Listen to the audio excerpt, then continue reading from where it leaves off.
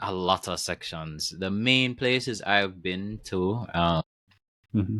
so like yesterday I was in Savannah Lamar. When I was in Bluefields, Whitehall, so that's like Westmoreland. I was in parts of Mm-hmm. St. Elizabeth. I was in Mm-hmm. Hanover. I mean, I drove the North Coast. We stopped in Falmouth briefly. We were in Mobay earlier this week doing a lot of health checks and so on. Social media, the things that you see, it doesn't do it any justice whatsoever. It doesn't show the gravitas of how badly affected we were. Because if you look at the trees and so on, I mean, I don't know how I Mm-hmm. can show images. They're all on my phone. Maybe another time.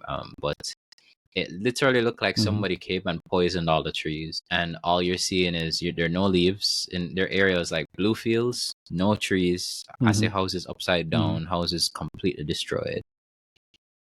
It just doesn't look, because I travel South Coast all the time, and it doesn't look like what it used to look like, you know.